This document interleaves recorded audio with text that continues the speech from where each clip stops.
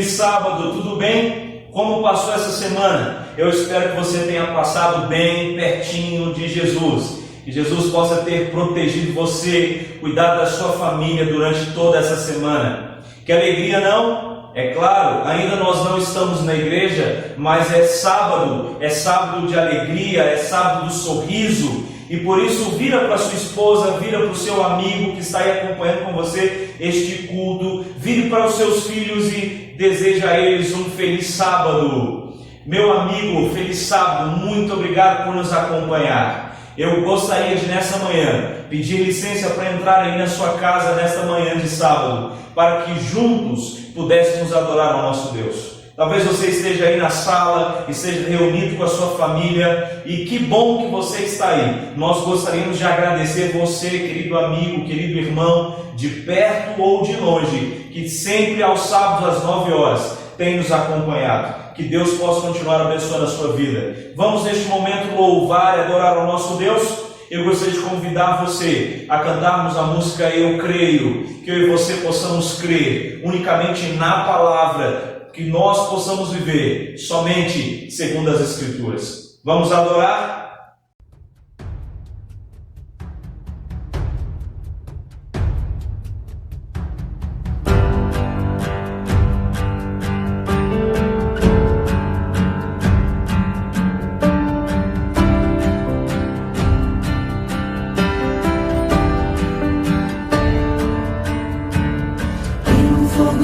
No meu coração arde um desejo forte de pregar, de contar pra todo mundo o que eu descobri, a verdade que encontrei, o Deus que eu conheci, a mensagem que eu tenho recebido por herança através de gerações, homens e mulheres que estudaram a palavra, pregaram suas teses sem temer a espada. E essas verdades não vou calar, com minha vida vou anunciar.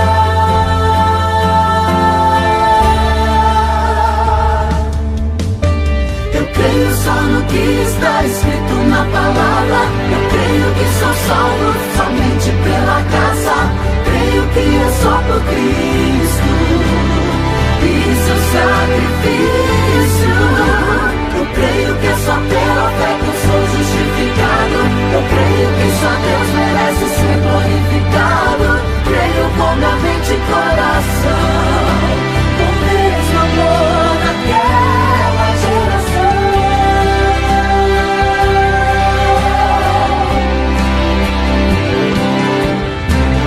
Tem um fogo intenso no meu coração, arde um desejo forte de pregar, de contar pra todo mundo o que eu descobri, a verdade que encontrei, o Deus que eu conheci, a mensagem que eu tenho recebido por herança através de gerações, homens e mulheres que estudaram a palavra, pregaram suas teses sem temer a espada. E essas verdades não vou calar, com minha vida vou anunciar.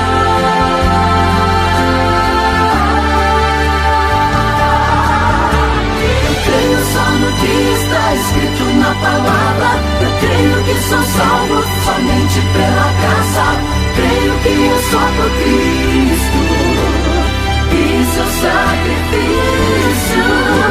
Eu creio que é só pela fé que eu sou justificado, eu creio que só Deus merece ser glorificado, creio com minha mente e coração, com o mesmo amor daquela geração.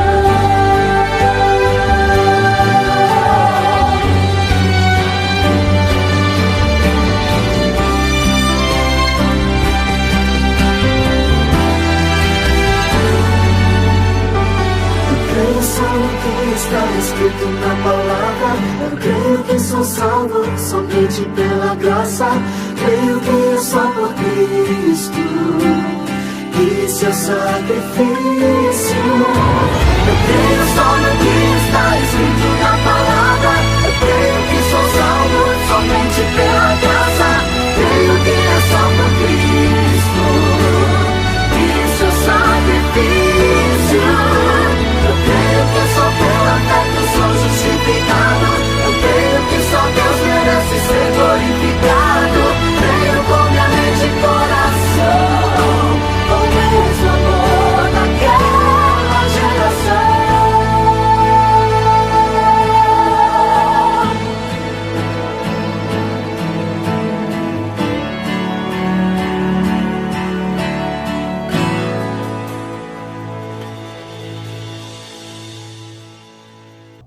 Amém? Que possamos crer somente naquilo que está escrito na palavra. Talvez nessa manhã de sábado eu esteja falando para alguém que ainda não crê que a Bíblia é a palavra de Deus. Por isso eu gostaria de convidar você a continuar a nossa adoração através de mais um louvor. Este louvor agora vai dizer o que a Bíblia é. A Bíblia para mim é a palavra de Deus. É aquele livro onde eu leio e recebo informação, e recebo salvação, recebo conhecimento.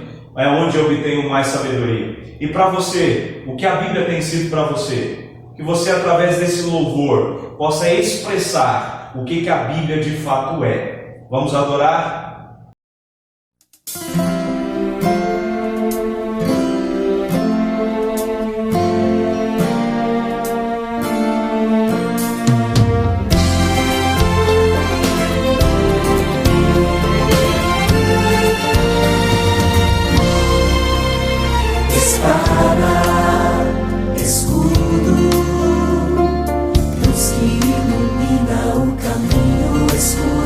Tesouro, pergaminhos, escritos que revelam segredos ao mundo. É toda a divindade impressa com coragem em simples folha de papel. Coluna da verdade, espiritualidade, mensagens enviadas do céu. A Bíblia é regra de fé, a palavra de Deus, a voz do Senhor. A Bíblia é o livro sagrado que foi inspirado por Deus como prova de amor.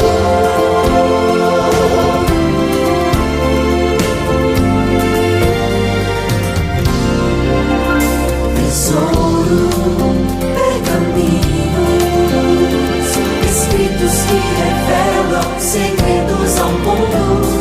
É toda a divindade impressa com coragem em simples folha de papel.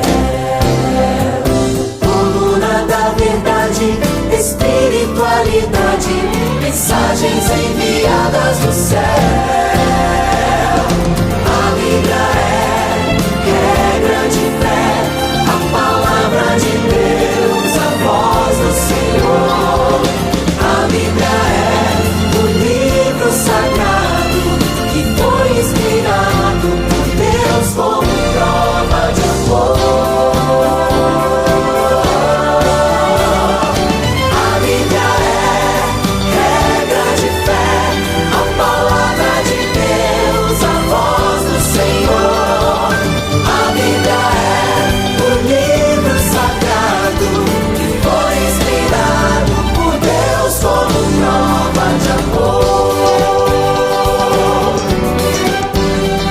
Que foi inspirado por Deus como prova de amor.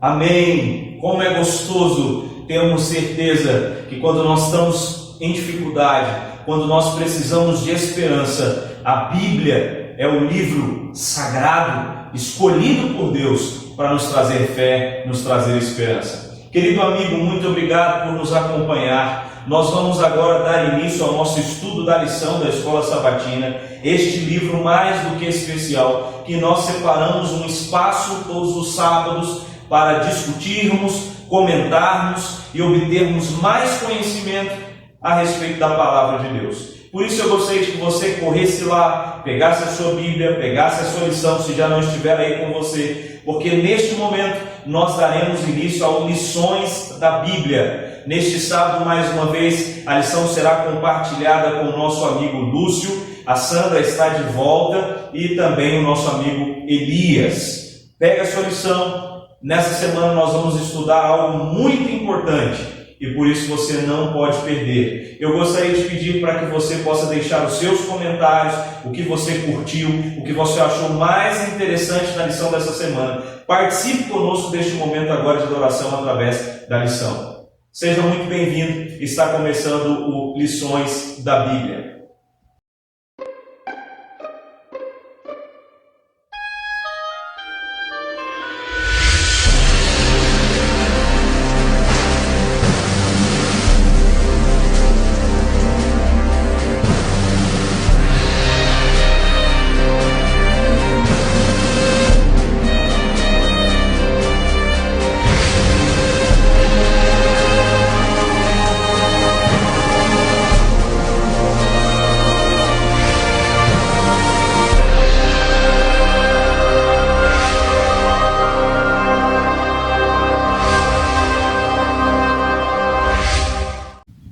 Olá, queridos, bom dia, feliz sábado. Que bom estarmos juntos novamente amanhã neste sábado para estudarmos juntos a lição da Escola Sabatina. Que bom, que espero que você esteja aí com a sua família em casa, participando agora juntos aí do estudo da lição. Hoje tenho novamente aqui a Sandra comigo. Seja bem-vinda, Sandra. Fez falta, o pastor nos auxiliou, mas que bom que você retornou hoje. Elias também, seja bem-vindos. Nosso guia de estudos hoje, estamos na lição 5 com o tema Sola Escritura, ou Somente pelas Escrituras. E nós vamos estudar vamos recapitular o estudo que tivemos durante toda esta semana e a importância que tem esse livro sagrado, esse precioso, e que ele está acima de todos os outros livros. Quero convidar a Sandra para fazer uma oração para que possamos iniciar o nosso estudo. Oremos. Querido Deus, amantíssimo Pai, Senhor, muito obrigado, meu Deus, porque durante toda essa semana o Senhor nos abençoou com vida, com saúde. Obrigado pelo teu cuidado com cada um de nós, com cada ouvinte, ó Pai. Nós te pedimos, Senhor, que o Senhor visite cada lar neste momento e que o Senhor, Deus, nos faça com que nós possamos compreender a tua palavra. Nos ajude e nos guarde por Jesus Cristo. Amém. Amém, Senhor. Quero convidar você que está em casa, que a Sandra disse também, para abrirmos as nossas Bíblias e nós lermos o verso para memorizar, o verso principal do nosso estudo desta semana, que está lá em Hebreus, capítulo 4, o verso 12. O texto nos diz assim: porque a palavra de Deus é viva e eficaz, e mais cortante do que qualquer espada de dois gumes, e penetra até o ponto de dividir a alma e espírito, junta as medulas, e é apta para discernir os pensamentos e propósitos do coração. O apóstolo Paulo falando aqui em Hebreus, a importância da Bíblia, da palavra de Deus, de como ela é eficiente, de como ela penetra na nossa alma, de como ela pode mudar e transformar as nossas vidas. E o estudo que nós tivemos esta semana, esse tema ele vem herdado lá da Reforma, de Martinho Lutero. Sola Escritura significa somente as Escrituras.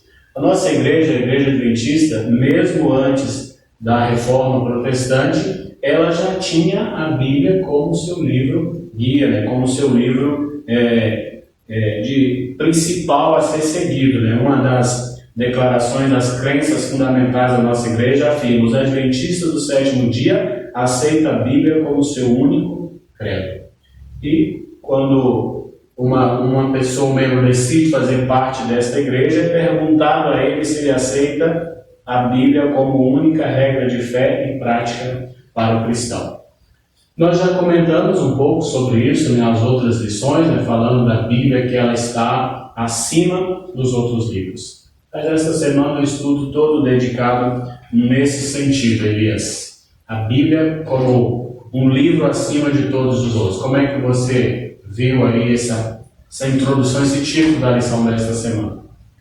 Eu achei muito interessante. O título realmente é uma verdade muito forte, A gente pode ver aqui que é uma afirmação, somente pelas Escrituras, Porque somente a Escritura, somente a Palavra de Deus, ela pode realmente fazer tudo isso aqui que está escrito em Hebreus 4, versículo 12, que é o verso para memorizar. Ela é viva, ela é eficaz, ela penetra no nosso coração, nos traz discernimento, Por que isso acontece? Porque ela é a Palavra de Deus. E Deus, Ele na sua palavra, Ele conhece muito bem cada um de nós, né? Então, as palavras que Ele, através do Espírito Santo, inspirou ali aos seus servos ali que escrevessem, né? Eles escreveram essas palavras aí sabendo de todas as nossas necessidades, porque a Bíblia ela vem também com o papel de atender às necessidades de cada um de nós também, porque nós seres humanos temos necessidades.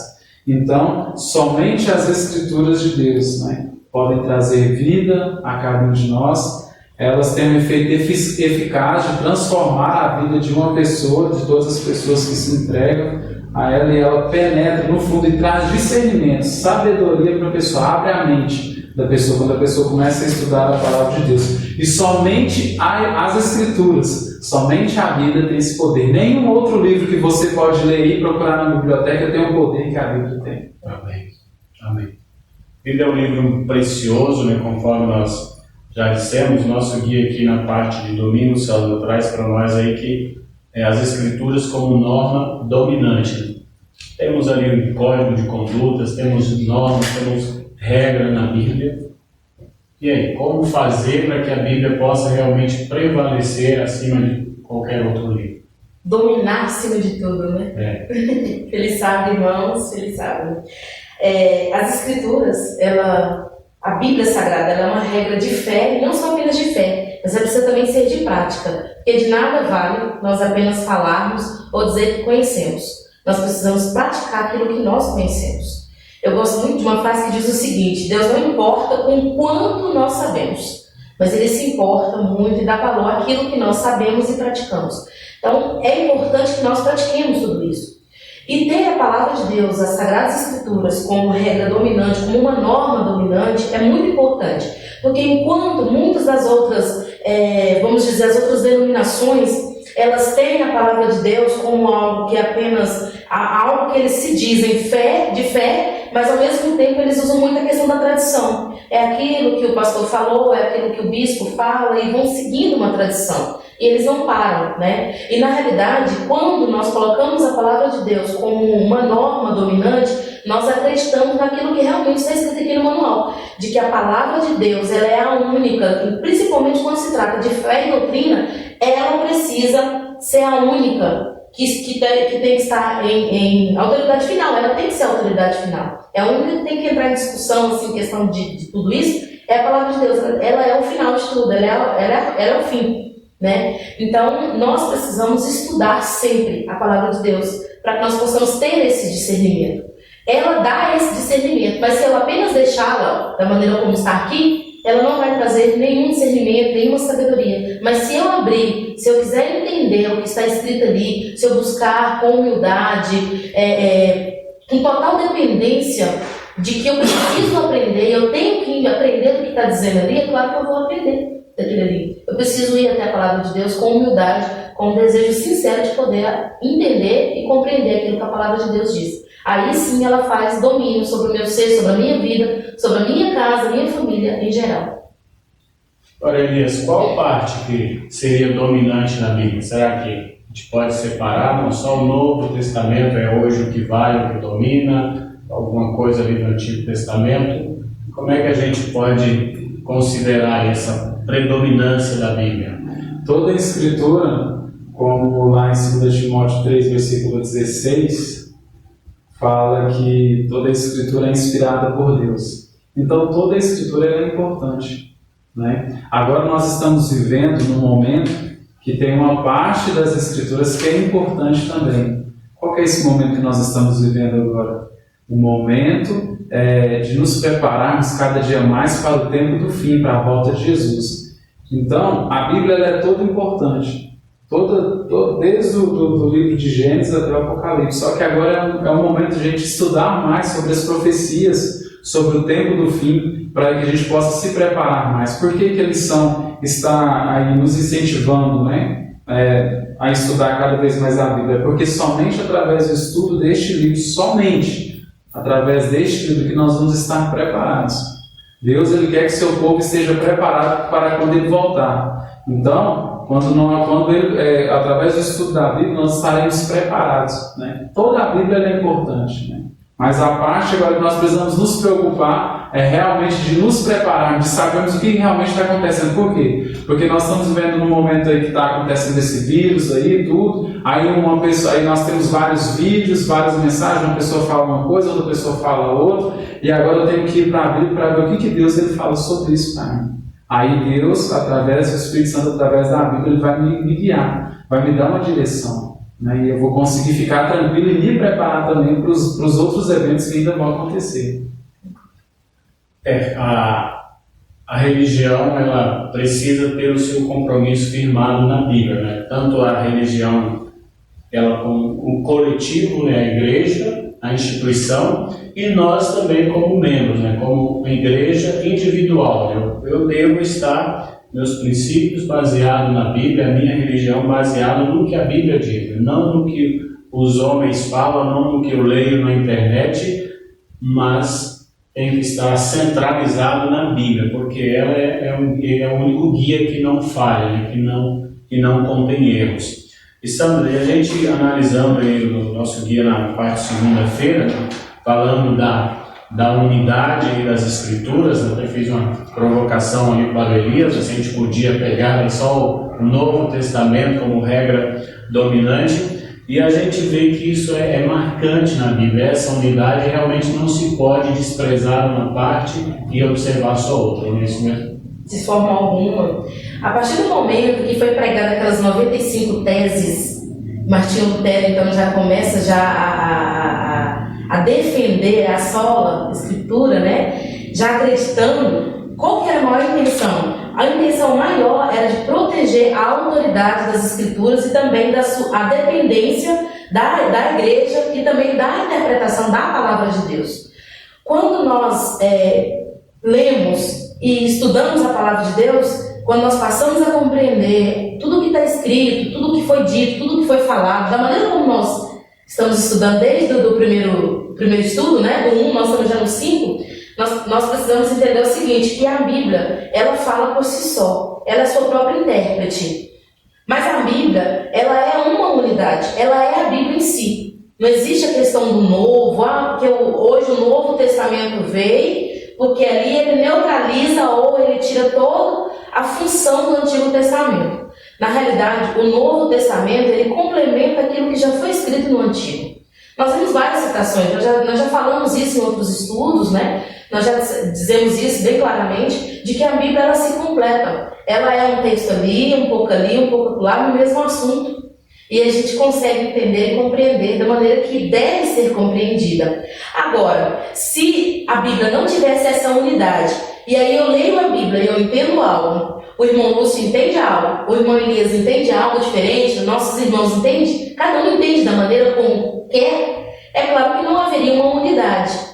Então a Bíblia, ela sozinha, ela é sua intérprete. Então, por mais que eu queira entender ou compreender da minha maneira, não é exatamente aquilo que a Bíblia está dizendo. Por isso é que a Bíblia tem que ser estudada. Mas a Bíblia, aí a gente percebe o seguinte, a Bíblia ela é uma unidade. Né? Todos os livros ali, eles falando em conjunto, foram mais de 40 autores, né? Um período de 1500 anos, mas nenhum deles, a maioria deles não se conheceram. A gente vê aí uma adversidade. Ou seja, cada um falou de um jeito, cada um tinha uma profissão, cada um tinha uma visão.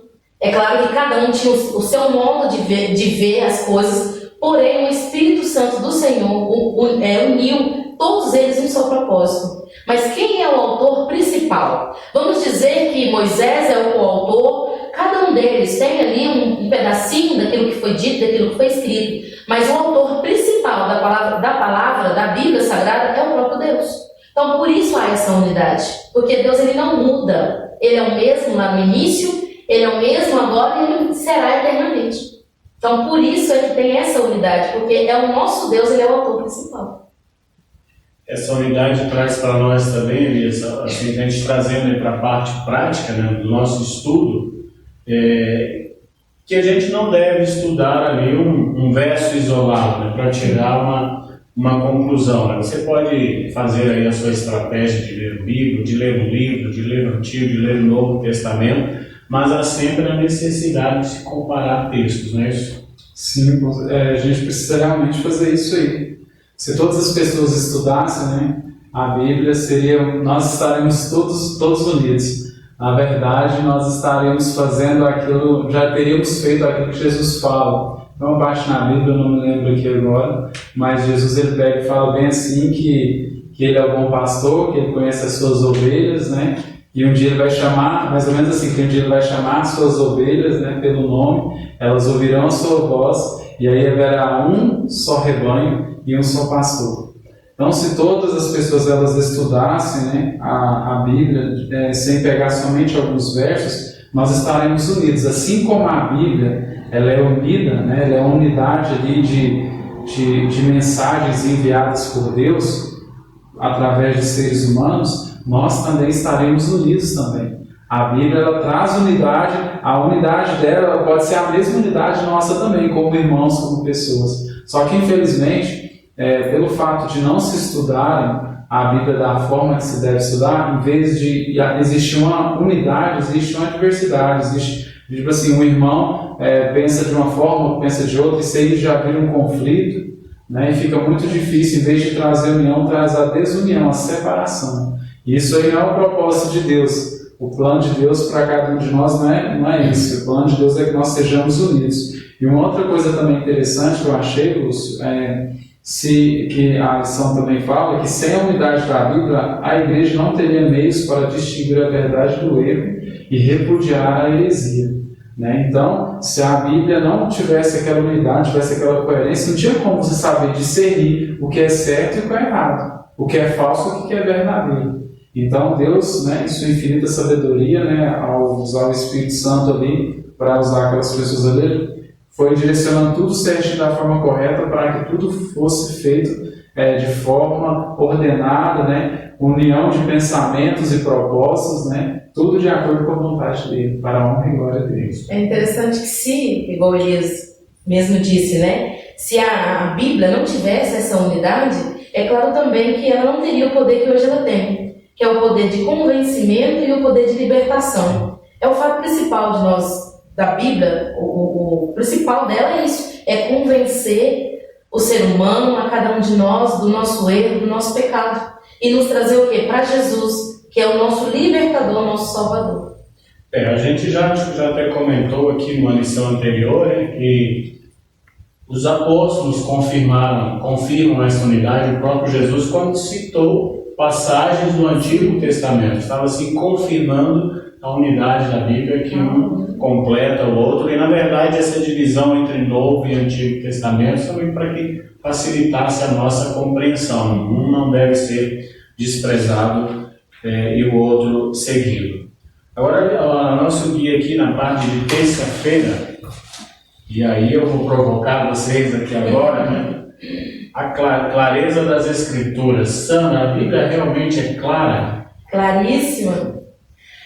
Agora a gente também nós não devemos ser totalmente assim, vamos dizer assim, ela é 100% clara. Não vamos dizer exatamente dessa forma. Porque existem vários livros que você entende como se lê. Você lê ele e entende da maneira como ele está falando. Está dizendo aquilo é aquilo mesmo. Porém, existem dois livros na Bíblia que a gente conhece e sabe muito bem, que nós não conseguimos entender da maneira como nós lemos, que é Daniel e Apocalipse. Mas há uma compreensão desses livros? Sim, há estudos, né? Quando nós aprofundamos nesses estudos, nós compreendemos. Então, assim, não tem dificuldade. Por mais que nós acharmos que sejam difíceis, que sejam livros que não é para o nosso tempo, que Deus não falou claramente para nós, mas Deus disse daquela forma, e é uma forma clara. Para aqueles que estudam a palavra de Deus, vão entender claramente. A Bíblia, ela contém a clareza. Contém sim clareza. Aliás, é o objetivo da lição, mostrar para nós a clareza da mensagem principal da Bíblia, que é apresentar Jesus Sim. E o plano de salvação. Né? A gente vai encontrar realmente textos difíceis de interpretação, como você bem colocou aí, Daniel e Apocalipse, linguagens simbólicas, mas que nós temos hoje também material extenso que nos ajuda nessa compreensão, né? Mas não há erro de mensagem, né, Elias? Não há dificuldade nenhuma em entender que Jesus veio aqui para nos salvar, para que todos nós tivéssemos oportunidade de salvação. Até uma criança consegue entender isso, né? A própria lição fala, isso aí é verdade. Inspirou ali pessoas para poderem escrever de uma forma clara, de uma forma simples. Porque se fosse algo muito difícil de se entender, então poucas pessoas entenderiam. E outra coisa, e a salvação é para a humanidade toda, é para todo mundo. Então só uma classe de pessoas que tivessem um entendimento, talvez um estudo, né, conseguiria entender. Mas o plano de Deus não é esse. O plano de Deus é que todos entendam e obedeçam, né, a sua vontade. E até uma criança, né, até uma criança ela pode ler, principalmente as partes básicas, né, estou falando sobre o amor de Deus, sobre o plano dele de vir aqui, sobre que ele morreu, primeiro ele morreu por todos os nossos pecados, agora ele foi para o céu, depois ele vai voltar novamente para nos levar para morar eternamente com ele. Então a Bíblia é muito clara para que nós possamos entender, né, e compreender e colocar em prática também, viver o propósito de Deus para a nossa vida, né? Então Deus ele deixou esse livro para cada um de nós, para que nós pudéssemos compreender a sua vontade e de uma forma clara, porque quando a coisa é muito difícil, muito complicada, geralmente nós como seres humanos nós temos a tendência de desanimar, de estudar alguma coisa assim, ele vai trazer muita canseira, muito desgaste, e nem todo mundo tem assim a energia e aquela vontade para poder estar continuando a estudar determinado tipo de coisa, entendeu? Determinado tipo de livro. Então a Deus eu acredito também que Ele fez a Bíblia de uma forma mais clara, para que nós pudéssemos compreender com mais facilidade a vontade dele e obedecer. Sabe qual que é a dificuldade, às vezes, que nós encontramos na Bíblia? Inclusive, a gente encontra, principalmente quando a gente está estudando ou comentando com as pessoas a respeito da palavra de Deus. Aí elas falam, nossa, mas é muito difícil compreender a Bíblia. A Bíblia é muito difícil ser compreendida. Quando você vai analisar por que aquela pessoa diz isso, há pouco tempo atrás, me aconteceu algo bem parecido. Que uma pessoa a qual estava estudando a Bíblia com ela sempre dizia que era difícil estudar a Bíblia, porque não compreendia e tudo mais. É difícil, a gente consegue achar alguns textos que eu não consigo entender. E certo dia ela tirou um print, tirou uma foto, né, de um texto. Aí ela disse, olha, essa madrugada Deus falou no meu coração, eu estava dormindo e acordei, e aí de repente eu fiquei perturbado os meus pensamentos, e eu fui lá e coloquei o dedo, né, o pessoal tem um hábito, né, fecha uma Bíblia e coloca o dedo aqui e abre. Então, onde abriu, era para eu poder ler. Então, eu com os olhos fechados coloquei e Deus me deu essa palavra, me explica. Eu não me lembro exatamente o que estava escrito, mas era algo assim que eu virei para ela e disse assim, olha, cuidado com o texto fora do contexto. Nós precisamos entender que a Bíblia tem que ser estudada não dessa forma. Não é assim que nós lemos a Bíblia. Ah, eu vou ver o que Deus quer falar comigo hoje. Aí a gente abre e aí Deus fala algo, né, da vida espiritual, que já foi espiritual, que a gente não compreendeu, mas a gente pode chegar a fazer bobeira, né? Sim. Fazer besteira naquilo ali. Então a gente precisa entender isso aí. Mas aqui nessa parte de terça-feira dá para a gente harmonizar aqui também com o princípio aí, né, o tema da lição da semana, né, do sola escritura, somente as escrituras. Este princípio, ele não exclui outras fontes, né, para que possa nos auxiliar na compreensão da Bíblia, desses textos difíceis, né? A gente tem aí os comentários bíblicos, né? Nós, por exemplo, a nossa igreja nessa área de profecia, Daniel e Apocalipse, nós temos 2 pastores especialistas, o pastor Luiz Gonçalves, o pastor Arilton. Então, o princípio de somente as escrituras não exclui que eu possa ouvir, que eu possa pegar os ensinamentos deles, mas esse princípio diz que os ensinamentos deles não estão acima da Bíblia, né? Têm que ser confirmados pela Bíblia. Então eu posso buscar auxílio de outras fontes, né, para entender a Bíblia, mas desde que essas fontes coloquem a Bíblia como o guia principal. E aí, Elias, juntando aí, a gente passando aí para quarta-feira, nos diz que as escrituras, talvez aí na maioria dos textos, você nem precisa de ir nessas outras fontes, mas nos diz que as escrituras interpretam as próprias escrituras. Como é que se dá aí essa interpretação? Como que a própria Bíblia pode nos ajudar a interpretar? Os próprios versículos, né? A gente até comentou sobre isso. A gente estuda, pega alguma parte que a gente sempre fala mais sobre a questão da parte profética, Mas às vezes você pode estudar também uma história, que nem esse caso aí que a Sandra contou, e às vezes a pessoa pegou e acordou desesperada aí no meio da madrugada, colocou o dedo ali no versículo ali, e às vezes estava no meio da história, e ela falou assim, nossa, mas Deus estava falando para me fazer isso, será? Mas se ela estudasse todo o contexto da história, o que estava acontecendo naquela ocasião ali, talvez ela entenderia melhor. Então a própria Bíblia, ela realmente se explica. Uma coisa interessante também, você falando das fontes aí, Lúcio, que a gente pode usar como pastores, pessoas que são especialistas. Na escola a gente não tem também os professores, né? A gente tem os livros à nossa disposição, mas não tem ali também professores ali que vão nos explicar, que vão nos ajudar, que vão nos auxiliar, né? Então, da mesma forma, né, mais importante ainda, nós temos professoras e professores também, né, capacitados para poderem aí nos ajudar na compreensão da Bíblia. Nós vemos uma citação dentro da Bíblia aí que foi Filipe, né? Filipe Eunuco. O eunuco estava lendo a palavra de Deus, ele estava estudando ali, estava interessado, mas ele não estava entendendo. E o que ele precisava? Ele precisava somente entender para ele tomar uma decisão na vida dele. Então Deus, ele usa de várias formas. Se eu estou lendo, não está sendo claro, se eu tenho um desejo realmente sincero no meu coração de aprender, se através da leitura que eu estou fazendo eu não consigo entender, ele vai enviar uma pessoa para que ela possa me ensinar. Que seja através da Novo Tempo, que seja uma pessoa que possa visitar o meu lar ali, porque Deus, ele está muito preocupado com a salvação das pessoas, da humanidade. E eu só vou conseguir entender o plano da salvação se eu estudar a palavra de Deus. Mas se eu estudar e não entender, tem que enviar uma pessoa para que eu possa entender o que ele tem a dizer para mim, entendeu? E às vezes, até as pessoas que são designadas, que costumam fazer esse tipo de trabalho de poder estudar a Bíblia, por nós mesmos nós não temos o poder de convencer alguém. É o Espírito Santo que convence. Você simplesmente aponta e mostra o que está escrito na palavra de Deus, como apenas somente a Escritura Sagrada. E aí a pessoa, com o passar do tempo, ela vai, através do poder do Espírito Santo, ela vai entender.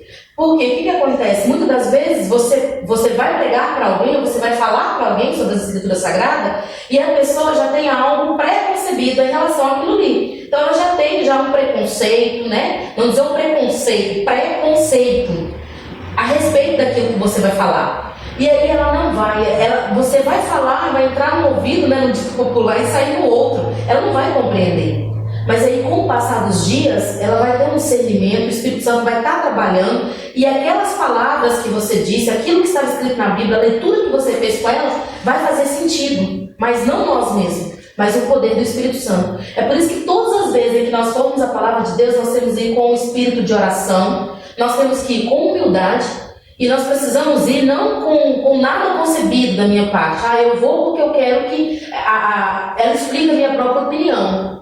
Nós temos esse problema de nós queremos que a Bíblia ela complete aquilo que eu quero. E na realidade não é assim. Às vezes Deus fala duramente conosco, né? Deus fala duramente conosco através da palavra de Deus, mas às vezes não é isso que eu quero ouvir. Então, assim, muitas das vezes nós vamos até a palavra de Deus para ela discernir a minha opinião, ou seja, para ela complementar a minha opinião. E não é assim que nós estudamos a Bíblia. Não devemos ser assim. Eu gostaria de ler um texto que está aqui no segundo parágrafo, na parte de quarta-feira. Ele diz assim: a Bíblia se explica. Textos devem ser comparados com textos. O estudante deve aprender a ver a palavra como um todo e também a relação entre as suas partes. Deve obter conhecimento do seu grandioso tema central, do propósito original de Deus em relação a este mundo, da origem do grande conflito e da obra da redenção. Ellen White, livro Educação, página 190. E aí daqui eu já passo aqui para nosso último dia, para a parte de quinta-feira, porque nós falamos aí da questão de outras fontes, né, de consulta a outras fontes. Uma dessas fontes que nós da Igreja Adventista temos são os livros da escritora Ellen White. Mas Elias, eu já ouvi, talvez você já tenha ouvido isso também, a Sandra, algumas pessoas nos acusam de que a Igreja Adventista coloca Ellen White acima da Bíblia. Na verdade, a nossa igreja ela não coloca Ellen White. A própria Ellen White não colocou seus livros acima da Bíblia. Ela disse que era uma luz menor para guiar a luz maior. Então, a Igreja Adventista, gostaria de deixar claro para você que está nos ouvindo, você de repente não faz parte da nossa igreja, a nossa igreja não coloca a escritora Ellen White como seus livros como acima da Bíblia, mas tem eles como uma luz que nos guia no entendimento e compreensão da Bíblia. Não é isso, Elias? Sim. Se nós, como cristãos, estamos fazendo dessa forma, devemos abandonar essa prática. Porque eu sei que existem muitas pessoas estudiosas dos livros de Ellen White que são uma bênção, algo maravilhoso para cada um de nós, mas que infelizmente têm tomado essa atitude de colocar os escritos de Ellen White acima dos da Bíblia. Então ela mesma não coloca, então se ela não coloca, nós não devemos colocar também, né? E eu acho muito interessante os livros de Ellen White, né, escritos por Ellen White. Por quê? Porque eles complementam a Bíblia, né? Te dão uma clareza maior, te dão uma ajuda. Porque quando você lê a Bíblia, você lê uma história, uma parte da Bíblia, e você vai lá e lê um livro que ela escreveu, uma revelação que ela teve sobre aquela história ali, é muito gostoso, né? É muito bom a gente ver assim, alguns detalhes que ela coloca ali, que é muito interessante, que Deus revelou para ela. E como é que a gente sabe que ela realmente está falando a verdade? Que ela não está mentindo, que ela não faz parte daquele grupo de falsos profetas? É porque tudo que ela fala está em acordo com a Bíblia, né? Então ela foi provada, ela não foi lançada assim, que nem, ela não foi, os livros delas não foram assim de qualquer jeito, colocar de qualquer jeito no meio adventista, no meio cristão. Primeiro ela foi provada e depois aprovada. Houve um estudo para isso, para ver se realmente estava de acordo com a vontade de Deus, com a palavra de Deus, né? Inspirada por Deus. Então o livro, e eu acho uma coisa assim que me chamou muita atenção aqui, é porque esses livros dela existem porque o coração do ser humano é muito duro, sabe? Muito duro, muito difícil.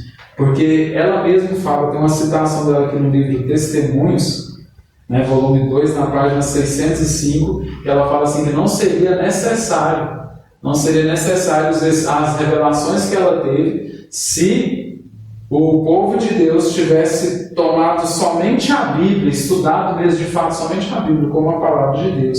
Então Deus, como uma chance, como mais uma oportunidade, como pela misericórdia e bondade dele, ele vai e inspira, dá revelações e visões para ela, para poder ajudar, guiar o seu povo ali também, mas não acima da Bíblia. Ela é a luz menor, né? Ela mesma fala, que conduz a luz maior, que é a palavra de Deus. O nosso guia traz aqui para nós, aqui no segundo parágrafo, mesmo uma leitura superficial dos escritos de Ellen White mostra claramente que, para ela, a Bíblia era fundamental e central em todo o seu pensamento e teologia. Então, Sandra, isso mostra para nós que a harmonia entre os livros, e ela escreveu vários livros, né?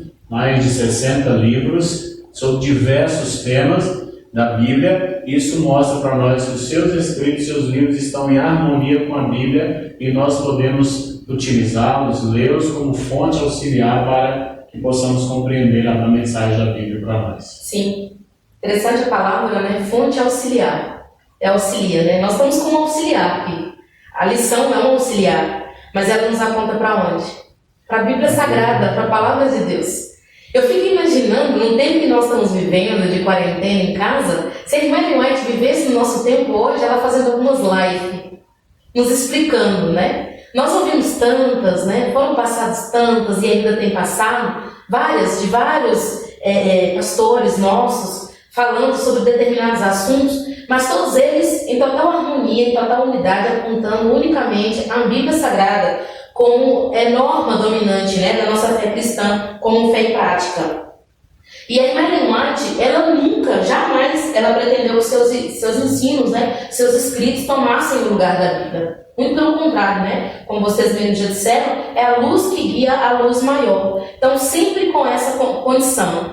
Há pouco tempo atrás, eu vi um depoimento de uma pessoa que ele até disse o seguinte, que quando entrou para a igreja adventista há pouco tempo, tinha se convertido há pouco tempo, ao fazer as ordenanças ali, né, do batismo, ele diz positivamente em questão a relação aos escritos de profecia.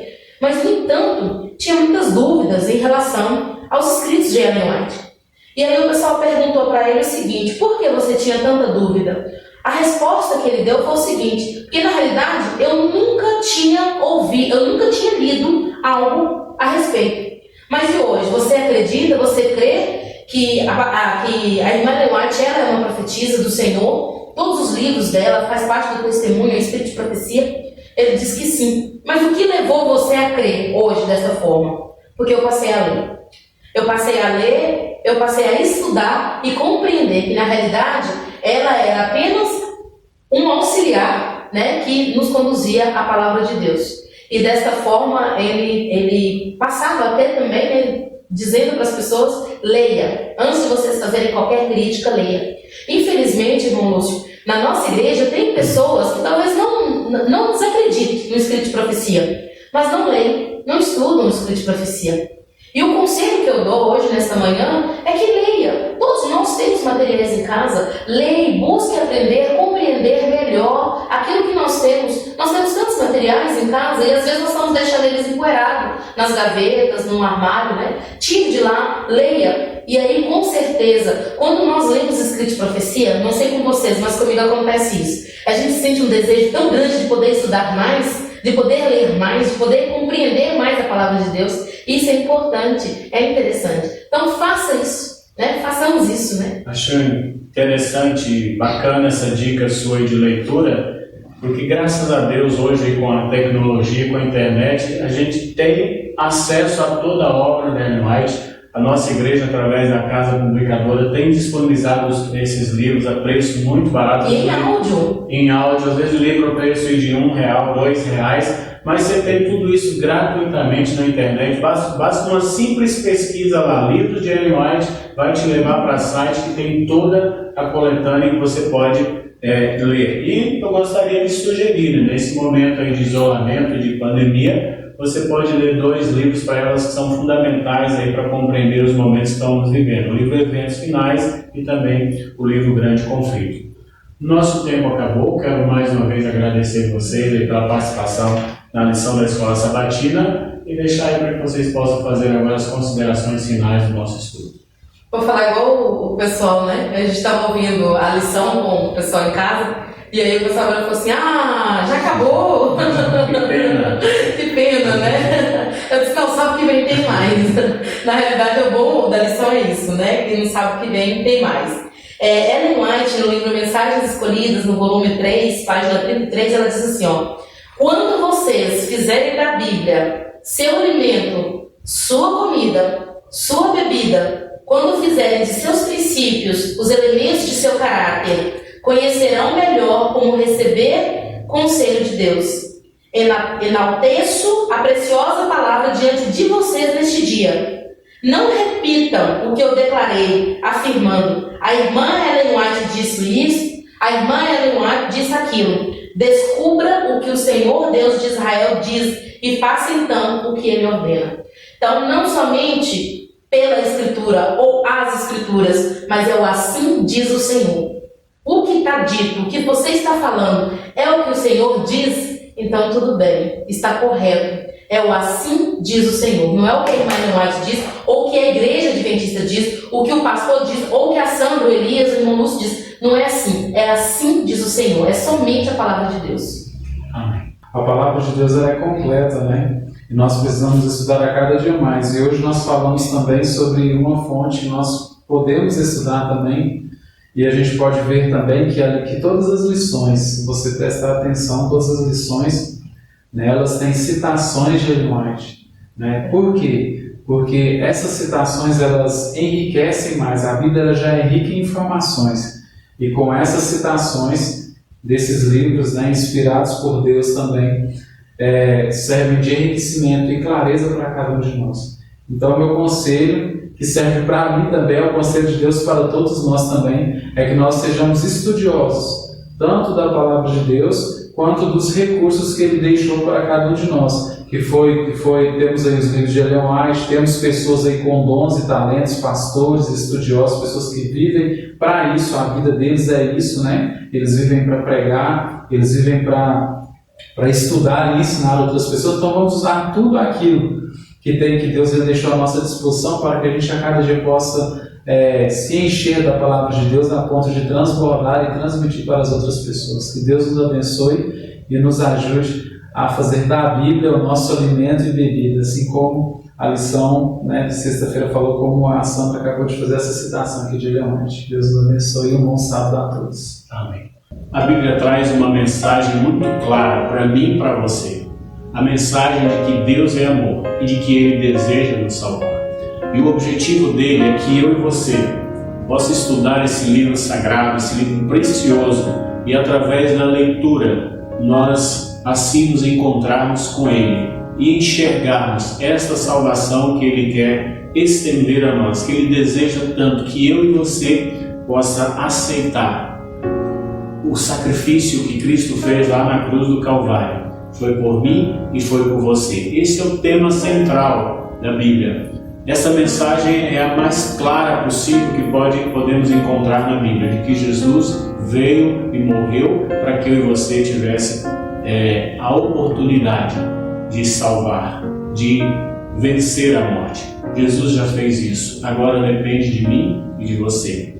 Que você possa, a cada dia, dedicar um tempo para a comunhão com Deus, para a leitura da Palavra de Deus, para que Ele possa, a cada dia, clarificar a sua mente e mostrar para você as verdades que Ele tem para nós, que estão escritas nesse livro precioso. Que Deus te abençoe. Dê um sábado abençoado a você e a toda a sua família. Um grande abraço aqui na lição da Escola Sabatina.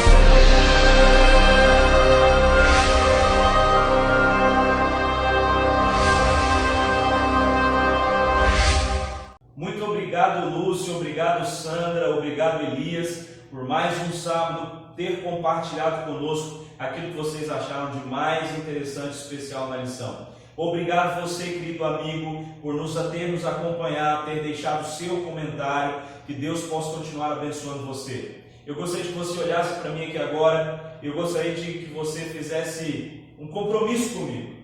Que tal nos comprometermos em estudar a Palavra de Deus? Nessa semana você percebeu, e no estudo desta manhã ficou confirmado, que nós precisamos firmar a nossa fé, viver a nossa vida somente naquilo que diz o Senhor. Que nesta nova semana você possa buscar estudar a Palavra de Deus diariamente e que através da Palavra você possa ter forças para vencer as tribulações, que você possa ter fé em meio às dificuldades e que você possa ter conforto nos momentos de dificuldades e lutas da sua vida. Vamos estudar mais a Bíblia. Eu gostaria que você se comprometesse comigo a estudarmos a Palavra de Deus diariamente.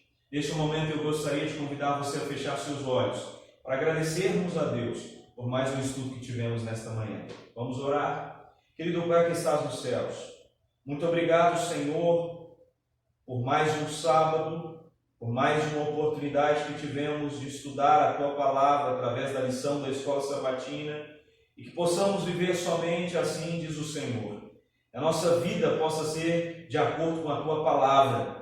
Nós queremos que a cada dia a Tua Palavra seja viva e eficaz em nossa vida e na vida do nosso lar. Continue, Senhor, nos abençoando. É isso que nós te pedimos e te agradecemos. Em nome de Jesus. Amém. Querido, muito obrigado. Neste momento eu gostaria de passar alguns anúncios muito importantes para você, alguns agradecimentos.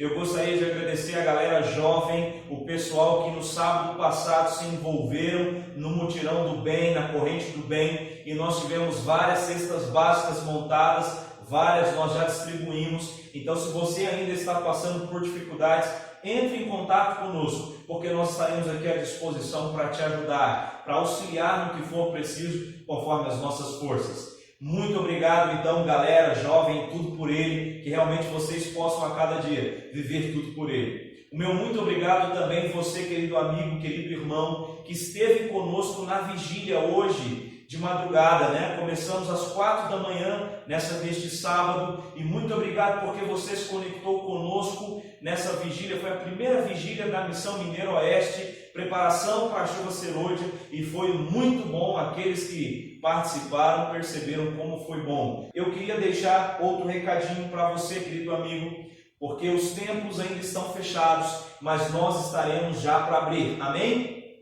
Por isso, atente-se agora à informação muito especial que eu gostaria de passar para você nesta manhã. Sábado que vem, dia 9 de maio, nós daremos início à semana de oração especial de mordomia, de fidelidade.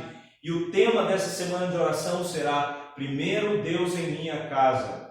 Essa é uma semana muito especial agora. Essa é uma semana de preparo. Hoje, até sábado que vem, será uma semana de visitação virtual. Será um momento de pastoreio compartilhado, onde a nossa liderança ligará para você, querido amigo, querido irmão, irá orar com você. E na ligação, ele vai informar para você qual sessão do culto de sábado que vem você será convidado a participar conosco. Lembre-se, nós ainda temos algumas diretrizes em relação à reabertura, algumas precauções, então eu gostaria de que você se atentasse à dica que eu vou dizer agora. Os nossos templos serão reabertos, amém? Mas com todo cuidado, nenhum irmão poderá entrar no templo de adoração sábado que vem sem a sua máscara. Se você quiser, use também as luvas. Nós teremos álcool em gel, mas se você quiser, traga o seu álcool em gel, porque nós teremos um momento de adoração, mas para seguirmos as diretrizes, nossos templos teremos apenas a lotação de 50% no máximo. Então, por isso, nós teremos 2 sessões de culto e você participará de uma delas.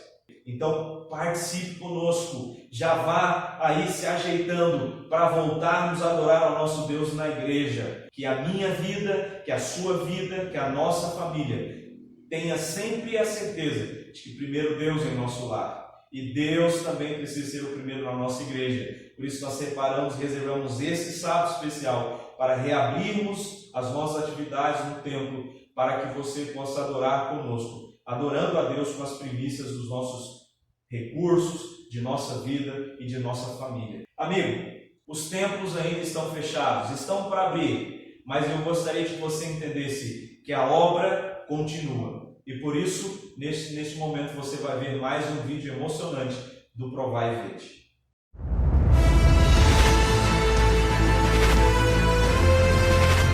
Provai e Vede. História de hoje: uma festa para as primícias. A comunidade de agricultores adventistas que vive na cidade de Mamborê, no oeste do Paraná, chegou nessa região por volta do ano de 1946. Desde então, uma tradição iniciada por estes pioneiros vem sendo mantida: a consagração a Deus de todas as colheitas. Para marcar esse costume sagrado, que vem desde o povo de Israel, quando eles realizavam as festas comemorativas, os agricultores de Mamborê criaram a Festa das Primícias, no primeiro sábado de maio. No início, a ideia era realizar apenas um culto de gratidão entre as famílias, que frequentavam a igreja de Mamborê Sítio com o objetivo de agradecer a Deus pelos bons resultados da colheita anual. A época escolhida para a realização da festa coincidia com a das primeiras colheitas e por isso passou a se chamar Festa das Primícias. Este simbolismo de entrega das primícias está interligado com o conceito da mordomia cristã. É a atitude daquele que aceita Cristo como seu Senhor, anda em seus caminhos e ainda atua como administrador dos assuntos de Deus aqui na terra. Há 17 anos, a festa é realizada na igreja de Mamborê Sítio, quando mais de 3.000 pessoas celebram a consagração a Deus, as suas vidas, seus talentos, seu tempo e seus bens. A programação tem início na sexta-feira, com a realização de um culto na histórica igreja de Mamborê Sítio, apenas para os moradores da região. Além dos agricultores, a pequena igrejinha rural recebe convidados especiais que farão parte da programação na grande festa espiritual que acontece no dia seguinte. Quando lemos esse texto, we learn a very simple principle. No sábado pela manhã, uma multidão vinda de diversos lugares do país já está se movimentando de um lado para o outro, revivendo as grandes campais que aconteciam na época dos pioneiros. A grande tenda montada especialmente para a festa reúne todos os participantes num só espírito de adoração a Deus. O programa desse dia é especialmente pensado para que cada participante se envolva no significado da festa e possa levar para suas casas, igrejas e famílias uma atitude de fidelidade como fiel mordomo de Deus.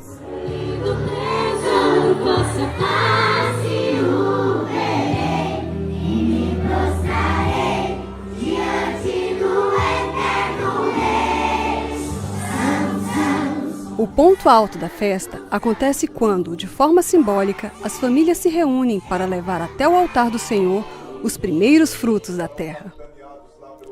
Cada família separa o que colheu de melhor para representar sua atitude de fidelidade para com Deus e, de forma bem organizada, em profunda reverência, entram pelo meio da tenda, dando à cerimônia um lindo significado a essa celebração espiritual.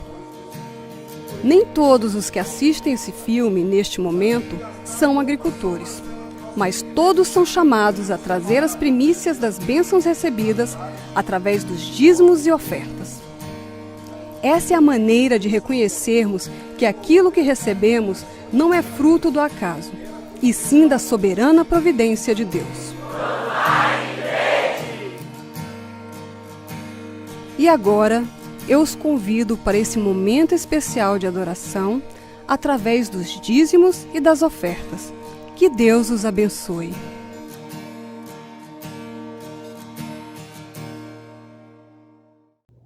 Amém? Que realmente a cada momento possamos manter a nossa fidelidade. E lembre-se daquilo que eu já mencionei nos nossos cultos anteriores. A dádiva não é maior do que o nosso doador. Se você está com o seu dízimo, com a sua oferta, se você participou nesse momento de adoração com a sua família, eu gostaria de convidar você neste momento a falarmos com Deus, agradecermos a Ele pelas bênçãos nos dadas e também orarmos para que realmente Deus possa falar ao nosso coração mais uma vez nessa manhã. Feche seus olhos e vamos falar com o nosso Deus. Querido Pai que estás nos céus, queremos agradecer, Senhor, pelas grandes bênçãos que o Senhor nos deu durante toda essa semana. Obrigado por mais uma semana, o Senhor ter nos protegido, ter nos guardado, e por isso nós estamos felizes por mais um sábado, apesar da distância, nós termos a oportunidade de te adorarmos, rendermos louvores ao teu santo nome e escutarmos um pouquinho mais a respeito da tua palavra. Senhor, nos abençoe, que a cada dia possamos buscar sermos mais fiéis a Ti, não somente com os nossos recursos, mas que possamos ser fiéis com o nosso tempo, com o nosso corpo, com a nossa família, com a nossa adoração a Ti. E neste momento, Senhor, queremos pedir uma bênção especial para a Tua palavra. Que o Espírito Santo nesta manhã, mais uma vez, possa me usar, para que eu não possa falar de mim mesmo, mas que eu possa falar de Ti, Senhor. E que cada pessoa que está acompanhando neste momento essa oração possa ouvir o Senhor falando com ela. É isso que nós te pedimos e te agradecemos, em nome de Jesus. Amém. Vamos estudar a palavra de Deus? Eu gostaria de apresentar uma reflexão rápida para você nesta manhã, mas muito especial, e por isso eu gostaria de convidar você a abrir a sua Bíblia no livro de Êxodo, no capítulo 17, no versículo 8 em diante. Pega a sua Bíblia, o texto estará na tela, mas eu gostaria que você acompanhasse na sua Bíblia, Êxodo, no capítulo 17, no versículo 8 em diante. A minha Bíblia diz o seguinte: Então veio Amaleque e pelejou contra Israel em Refidim. Com isso ordenou Moisés a Josué: Escolhe-nos homens e sai e peleja contra Amaleque. Amanhã estarei eu no cimo do outeiro, e o bordão de Deus estará na minha mão. Fez Josué como Moisés lhe dissera, e pelejou contra Amaleque. Moisés, porém, Arão e Hur subiram ao cimo do outeiro. Quando Moisés levantava a mão, Israel prevalecia.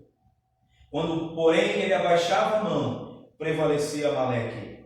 Ora, as mãos de Moisés eram pesadas, por isso tomaram uma pedra e a puseram por baixo dele, e ele nela se assentou. Arão e Hur sustentavam-lhe as mãos, um de um lado e outro de outro. Assim lhe ficaram as mãos firmes até o pôr do sol. E Josué desbaratou Amaleque e a seu povo a fio de espada. Amigo, olha que interessante. Não tinha muito tempo que Josué, Moisés e aquele povo havia saído do Egito. Eles tinham passado pelo mar, Deus tinha feito abrir o mar, agora eles estavam a salvos, porém eles começaram a ter dificuldades, eles começaram a reclamar, e quando eles começaram a reclamar, Deus começou a ouvir e responder o pedido, as súplicas. Deus nunca esteve alheio, mesmo que as pessoas reclamassem de coisas que talvez não tinham tanto fundamento, mas Deus nunca está alheio às nossas necessidades. E a história diz no começo do capítulo 17 que o povo pediu água. Deus então vai até Moisés e diz: Moisés, fere a rocha. Lembre-se, esse foi o primeiro momento onde o povo pediu água, e a ordem de Deus foi para que Moisés ferisse a rocha. Moisés fere a rocha e sai água, e o povo toma. Mas agora começa a primeira peleja, é a primeira guerra que o povo de Israel iria enfrentar. Você, quando olha a história do povo de Israel, você percebe que eles viveram em constantes guerras. E essa foi a primeira guerra pós-Egito. Foi a primeira guerra. E foi uma guerra muito importante, foi uma guerra marcante. Foi a guerra contra os amalequitas. E os amalequitas eram um povo que perturbou constantemente o povo de Israel. E nessa história, Moisés vai até Josué e diz assim: Josué, você tem um dia para reunir os seus homens, porque amanhã nós estaremos em guerra. Eu não vou estar na linha de frente na guerra, você estará na linha de frente. Eu vou ao monte, eu vou interceder por vocês. E Arão e Hur foram com Moisés também para o monte, para interceder. E Moisés então erguia as suas mãos, o povo começava a ganhar. Moisés cansava as suas mãos eram pesadas, e ele então começava a baixar os seus braços, e aí o povo começava a perder. Foi então que Arão e Hur pegam uma rocha, coloca Moisés sentado, e um segura e o outro segura do outro lado, e ambos apoiam a mão de Moisés, para que os braços de Moisés permanecessem erguidos. E naquele ato, o povo venceu aquela guerra. Quando nós olhamos essa história, nós percebemos vários personagens. E eu gostaria de fazer uma pergunta para você. Eu gostaria de começar a minha reflexão perguntando para você qual foi o personagem mais importante nessa história. É interessante que todas as vezes que nós escutamos uma história, quando nós ouvimos falar de um filme, por exemplo, nós já queremos saber quem é o personagem central, qual é a pessoa mais importante daquele enredo. E provavelmente você não é diferente dos outros. E quando nós lemos essa história de Moisés, Arão, Hur, Josué na linha de frente, você também começou a pensar e imaginar qual deles seria o mais importante, ou foi o mais importante. Certa vez havia um jovem que estava brincando com seus outros amigos ali, e ele queria ser o mais importante, mas a professora nunca escolheu ele para puxar aquelas brincadeiras. Então ele ficou muito chateado. E ele foi embora para casa, chegou para sua mãe e disse: mãe, eu nunca serei o mais importante. Nós estávamos brincando, mas a professora nunca me escolheu. E aquela mãe, muito sábia, sentou aquele menino e disse assim: filho, você lembra da história de Moisés, quando ele ergueu as suas mãos e o povo ganhou? Naquela história, meu filho, quem era a pessoa mais importante? E aquele jovem então, aquele menino, aquele filho, pensa e fala assim: ah, pode deixar. Mãe, é claro que foi Moisés. Se Moisés não tivesse com seus braços erguidos, o povo não tinha ganhado a guerra. E aí a sua mãe olhou para o seu filho e disse assim: mas se não tivesse Arão e Hur segurando as mãos de Moisés, Moisés sozinho não conseguiria. E aquele jovem então ficou pensando, é verdade. Então Arão e Hur foram os mais importantes, mãe. E ela disse assim, qual foi o mais importante? Não somente Arão e Hur desenvolveram um papel especial de segurar as mãos de Moisés, mas também tinha outras pessoas na guerra. E aí aquele menino parou, começou a pensar e ele falou assim, bom, a minha mãe está me dando uma dica. Eu sei agora quem é de fato o mais importante. É claro, Moisés teve o seu papel, Arão e Hur também, mas se Josué não tivesse ido, não tivesse guerreado, não tivesse pegado a sua espada, o povo não teria vencido. E ele diz, mãe, eu já sei, com certeza, o mais importante nessa história foi Josué, porque foi ele quem destruiu os amalequitas, foi ele quem ganhou essa guerra ao fio da espada. E ele então agora já estava esperando o parabéns da mãe, a aprovação da mãe, e a mãe olhou para ele e disse assim, sim, Josué foi também muito especial nessa luta, mas se não fosse por Deus, ele não teria vencido essa luta. E aquele jovem então levantou e disse, mãe, então quem é o mais importante nessa história? E a sua mãe olhou para ele e disse, filho, a moral dessa história é que todos foram importantes, todos por um por todos, foi o segredo dessa vitória. Querido amigo, talvez você ficou imaginando, como aquele menino, como aquele jovem, qual seria o personagem mais importante dessa história. E eu gostaria de dizer para você que ninguém é mais importante do que o outro. Ninguém vence uma guerra sozinho. Eu queria que você entendesse que o povo de Deus teve vitória sobre os amalequitas, porque eles tiveram um trabalho coletivo, um por todos, todos por um. Todos tiveram um papel muito importante no contexto dessa batalha. Vimos Moisés sendo intercessor, nós percebemos Arão e Hur sendo os auxiliares, mas também nós percebemos Josué sendo o guerreiro que desbaratou os amalequitas ao fio da espada. Amigo, eu gostaria que você entendesse, Deus precisa dos 3 grupos de pessoas. E nesta manhã a minha reflexão é voltada para esses 3 grupos de pessoas. Deus trabalha no coletivo. É claro que essa história, se não fosse a mão poderosa de Deus, eles não teriam vencido. Mas o papel de Moisés como intercessor foi importante. Mas nós não podemos deixar de lado o papel de Arão e de Hur como auxiliares. E nós também não podemos deixar de mencionar a coragem, a ousadia de Josué ao ter ido para a frente da batalha, para ter guerreado contra os amalequitas. Por isso, querido amigo, independente do grupo que você faça parte, Deus espera que você seja importante nessa história, neste grande conflito que nós vivemos. Qual parte desses grupos você faz parte? Qual desses grupos você faz parte? Pastor, me fala mais a respeito desses grupos. Então, nesta manhã, eu gostaria rapidamente mencionar para vocês esses 3 grupos de pessoas nessa história. O primeiro grupo de pessoas são os intercessores. Precisamos, querido amigo, olha aqui para mim, precisamos conhecer o poder da intercessão. É interessante que nós precisamos aprender a vencer as batalhas da vida no alto da colina. Aquele povo venceu aquela batalha porque teve um homem de coragem, um homem que levantou, foi para o alto da colina e começou a interceder pelo seu povo. Moisés foi o grande intercessor do povo de Israel. Intercessão deve ser o nosso primeiro ministério. Infelizmente, neste ministério, nós temos visto poucos jovens, nós temos visto poucos homens que encaram a necessidade de sermos intercessores.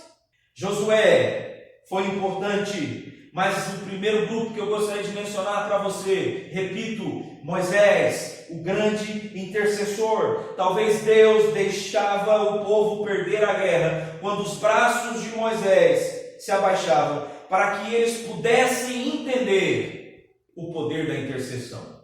E quando eu olho para a Bíblia, eu percebo 2 grandes exemplos de homens que nos deixam um exemplo de intercessão. Daniel Eu gosto muito do livro de Daniel. Daniel, no capítulo 9, nos menciona uma oração intercessora.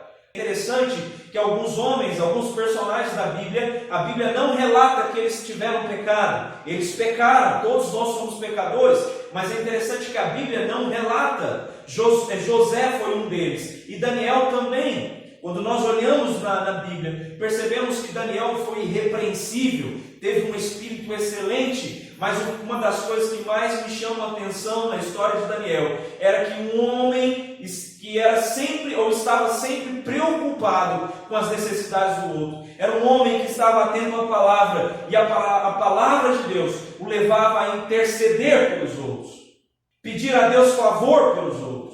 E Daniel, no capítulo 9, Daniel começa a interceder pelo seu povo. Precisamos aprender esse espírito de intercessão, querido amigo. Talvez eu esteja falando para alguém que não faz muito na igreja, mas você é daqueles que gosta de separar um momento das suas manhãs, das suas madrugadas, os seus momentos a sós com Deus e interceder em favor dos outros.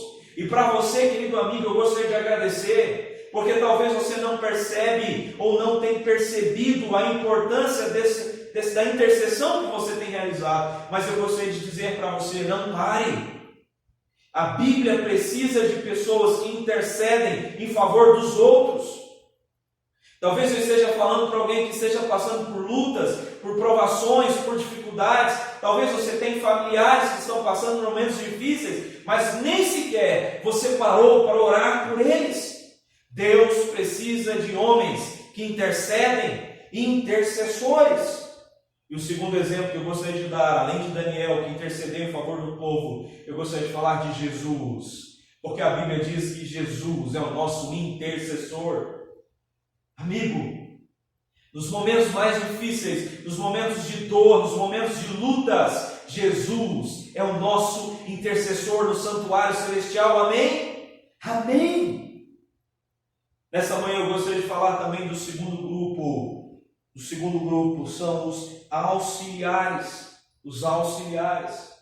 Talvez é um grupo que fica mais nos bastidores.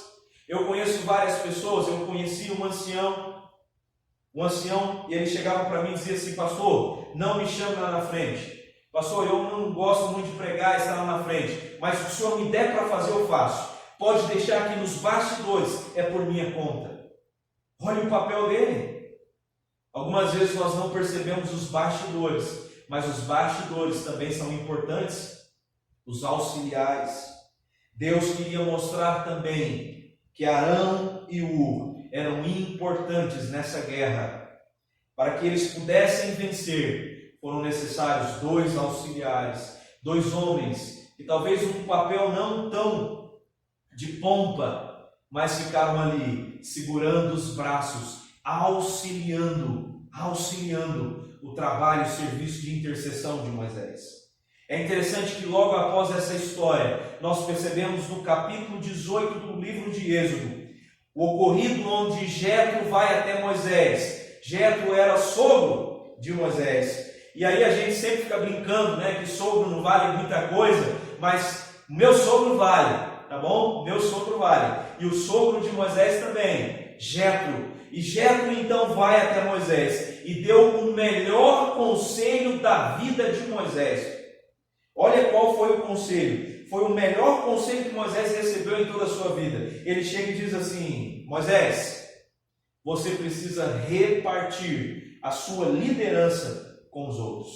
Separe Moisés, auxiliares. Querido amigo, muitas vezes eu tenho visto uma igreja que trabalha, uma igreja que luta, uma igreja que se esforça, mas infelizmente ela está sendo dirigida na mão de poucos. Talvez sendo dirigida na mão de apenas intercessores, mas nós precisamos de auxiliares. Eu gostaria que você entendesse, nós estamos dando início a um projeto muito especial nessa semana, de pastoreio compartilhado. Amigo, nós precisamos cuidar um do outro. Muitas pessoas, eu já vi isso aí também, várias pessoas dizendo: não, o serviço de cuidar é do pastor. Ei, olha aqui para mim. Muitas pessoas achavam que o serviço de cuidar do povo também era só de Moisés. mas graças a Jetro, que olha para Moisés e diz assim: Moisés, você precisa de auxiliares, você precisa de pessoas para dividir o seu fardo. Amigo, eu sou o seu pastor, eu gostaria de abrir o meu coração. Eu ficaria muito feliz se eu tivesse auxiliares. Graças a Deus eu tenho encontrado pessoas ao longo do meu ministério que percebem que são verdadeiros auxiliares no ministério pastoral. Eu queria que você entendesse que você também precisa estar atento a usar as suas mãos para auxiliar outros. É interessante que as mãos de Arão e Ur fizeram a diferença naquela guerra, não na linha de frente ao fio da espada, mas num ato simples, mas importante, porque se não fossem as mãos de Arão e Ur como auxiliares, Moisés teria baixado as suas mãos como um ato de intercessão e o povo teria perdido aquela guerra. Eu gosto muito de uma música do nosso hinário, que o título da música é Mãos. E olha como essa música diz: estas mãos que Deus me deu foram feitas para servir o vizinho ao lado meu, que não sabe mais sorrir. Através de minhas mãos, eu pretendo lhe mostrar o sorriso de Jesus. Mãos consagradas para a causa em prol do amor. Mãos dedicadas ao serviço do Senhor. Mãos preocupadas em se unir às de Jesus. Mãos que não temem o encontro com a luz. Ei, você não quer ser uma mão ajudadora? Que tal você também fazer parte desse segundo grupo dos auxiliares? É interessante que no primeiro grupo de intercessores, eu dei a você 2 exemplos, Daniel e Jesus, e eu gostaria de deixar um exemplo para você também, de um auxiliar, ou de uma auxiliar, que nós tivemos o seu nome exaltado na palavra de Deus. Um trabalho talvez que você olha e fala, não tem tanto mérito, mas ela fez a diferença. É Dorcas. No livro de Atos diz que aquela mulher, ela pegava alguns panos e faziam roupas e distribuía aos pobres. Ela estava atenta às necessidades das pessoas desfavorecidas. E ela então adoeceu e veio a morrer. E é interessante como o texto diz que o povo, a comunidade, sentiu falta daquela mulher, porque ela era uma grande auxiliar. Querido amigo, será que a nossa comunidade sentiria a nossa falta se nós morrêssemos hoje? Será que se eu perdesse a minha vida hoje, haveria pessoas que diriam, Senhor, volte, dê novamente a vida para Ele, porque Ele auxiliava a nossa comunidade, Ele era uma mão ajudadora. Dorcas era assim, e por isso quando os discípulos vieram, o discípulo foi então até Dorcas e a ressuscitou, para que ela pudesse continuar fazendo o trabalho de auxiliar. Amigo, eu gostaria de falar agora do terceiro e último grupo. O terceiro e último grupo são os guerreiros. Os guerreiros. Alguém tem que ser Josué. Muitos são como Moisés. Estão ali, escondidinho nos bastidores, mas estão intercedendo. A intercessão, orando e clamando. Outros são os auxiliares que também ficam ali nos bastidores. Mas eu gostaria de chamar a sua atenção também para o terceiro grupo, são os guerreiros. Josué teve apenas um dia para reunir o seu exército e prepará-lo para o ataque. Um dia, mas ele não reclamou, ele não hesitou e ele conseguiu. Eu queria que você entendesse que os bastidores são importantes, mas o Senhor também precisa de homens e mulheres na linha de frente. Não quero desmerecer aqueles que fazem um trabalho especial, porque eu quero que você entenda, todos são importantes. Aquela guerra só houve uma vitória, porque Deus precisou do intercessor, dos auxiliares e dos guerreiros. Mas eu gostaria que você entendesse que não apenas os grupos, os bastidores são importantes, mas Deus precisa, e Deus chama homens, Deus chama jovens, que possa viver tudo por Ele, na linha de frente. E eu gosto muito de um exemplo de um guerreiro. Não é à toa que Paulo, quando vai terminar a sua carreira, ele termina dizendo, combati o bom combate. Dorcas era uma excelente auxiliar. Nós tínhamos vários intercessores no período da igreja primitiva, mas nós precisávamos, e Deus também precisa, e Ele usou homens e mulheres na linha de frente, e Paulo foi um guerreiro na linha de frente, e por isso ao final da sua obra, ele diz: combati o bom combate. Eu gostaria de apresentar para vocês, compartilhar com vocês o chamado que Deus faz e o desejo que Ele tem. E eu gostaria de compartilhar um texto da Ellen White, que ela diz o seguinte: a maior necessidade do mundo é a de homens que não se comprem nem se vendam, homens que no íntimo da alma sejam verdadeiros e honestos, homens que não temam chamar o pecado pelo seu nome exato, homens cuja consciência seja tão fiel ao dever como a bússola é ao polo, homens que permaneçam firmes pelo que é reto, ainda que caiam dos céus. Eu gostaria de concluir a minha mensagem nesta manhã, convidando você a abrir a sua Bíblia em Êxodo no capítulo 17, porque a história não acabou por aqui. A história ainda diz a respeito de algumas atitudes. A história diz que no versículo 14 do capítulo 17 do Êxodo diz assim: disse o Senhor Moisés: escreve isto para a memória num livro e repete-o a Josué, porque eu hei de riscar totalmente a memória de Amaleque de debaixo do céu. E Moisés edificou um altar e lhe chamou: o Senhor é minha bandeira.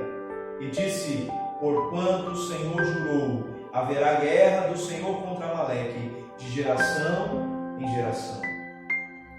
Eu queria que você entendesse que ao final daquela guerra, Moisés não construiu um monumento para si ou para Josué, nem tampouco para o exército de Israel.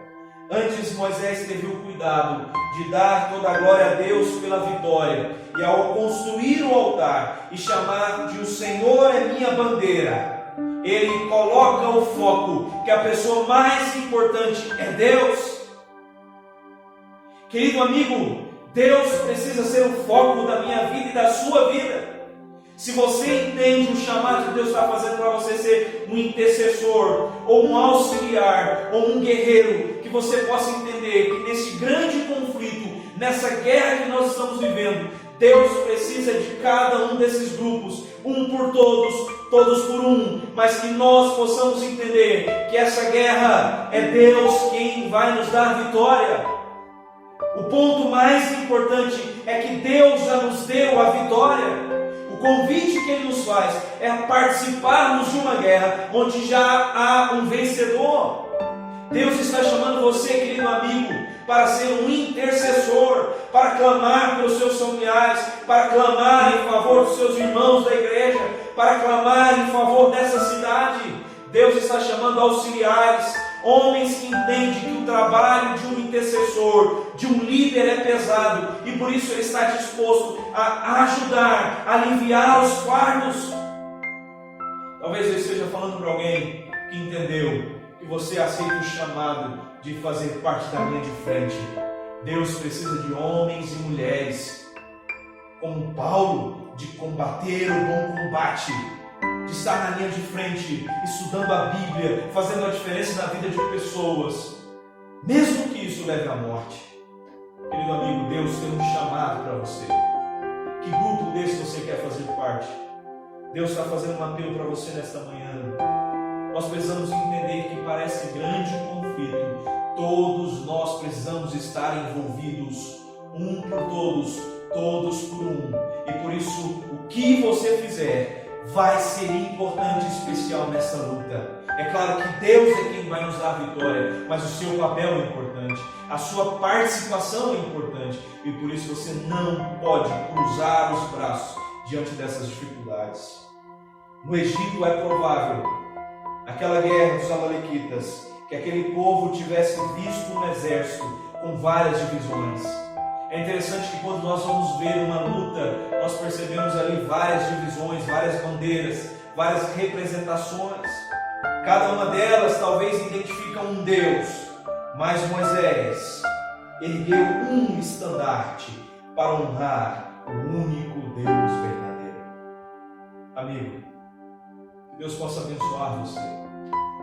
que você possa entender que Deus está fazendo um chamado para você, ou de intercessor, ou de auxiliar, ou de um guerreiro que vai estar na linha da frente. Deus chama você, Deus chama a mim, para fazermos a diferença neste mundo. Qual será a sua resposta? Qual será a sua decisão?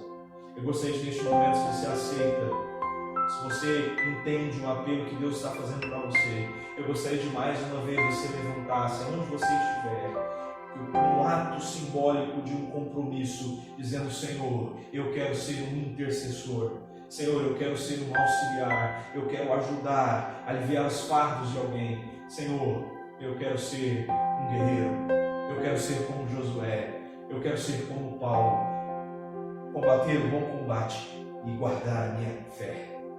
Amigo, independente de qual seja a sua decisão, o mais importante é que você e eu possamos estar envolvidos na missão. Eu gostaria de convidar você a fechar os seus olhos e a falarmos com Deus. Querido Pai que estás nos céus, muito obrigado, Senhor, pela oportunidade de mais um sábado abrirmos a Tua Palavra e descobrirmos verdades a respeito do Teu nome. É extraordinário quando nós olhamos essa história e nós percebemos que o autor, o personagem central é o Senhor. Que na nossa vida o Senhor também possa ser o personagem central. Que possamos desempenhar um papel importante nessa guerra, pois o Senhor já nos deu vitória, pois nessa guerra o Senhor já é o vencedor. Mas que possamos entender que o Senhor nos faz um chamado, que possamos ser verdadeiros intercessores, auxiliares ou guerreiros na linha de frente. Independente, Senhor, da função, que possamos estar todos envolvidos na missão, que possamos entender que é um por todos, todos por um. Querido Pai, abençoe cada família, cada amigo, cada irmão, nos dê um restante sábado na Tua presença. É isso que nós te pedimos e agradecemos em nome de Jesus. Amém. Muito obrigado, amigo, por nos acompanhar. Compartilhe com seus amigos, deixe seu comentário, deixe seu like e que Deus possa te abençoar no restante desse sábado. E lembre-se que eu e você possamos estar envolvidos na missão, um por todos, todos por um. Que Deus o abençoe. Tchau, tchau.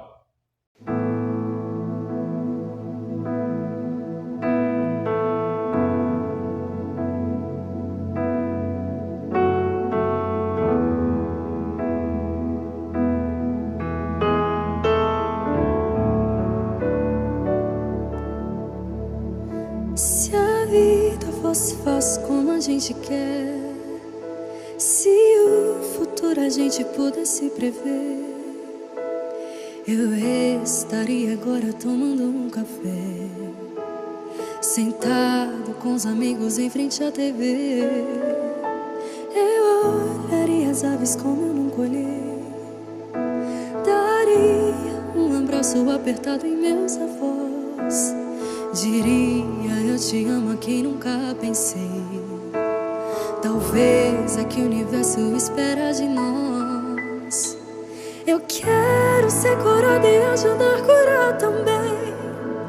Eu quero ser melhor do que eu nunca fui, fazer o que eu posso pra me ajudar, ser justo e paciente como era Jesus. Eu quero dar valor até o calor do sol, que eu esteja preparado pra quem me conduz, que eu seja todo dia como um girassol, de costas pro escuro e de frente pra luz.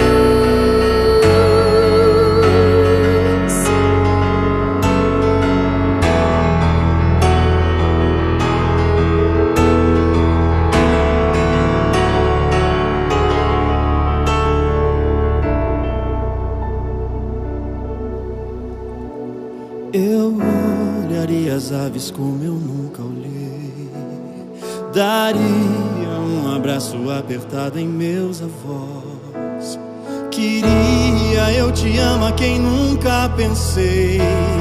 Talvez é o que o universo espera de nós. Eu quero ser curado e ajudar a curar também. Eu quero ser melhor do que eu nunca fui, fazer o que eu posso pra me ajudar, ser justo e paciente como era Jesus.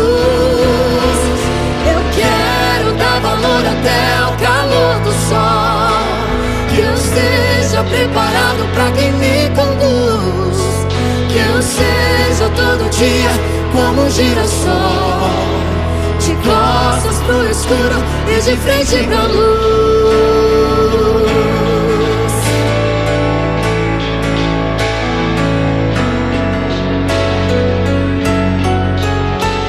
Que eu seja todo dia como um girassol, de costas pro escuro e de frente pra luz. E de frente pra luz. E de frente pra luz.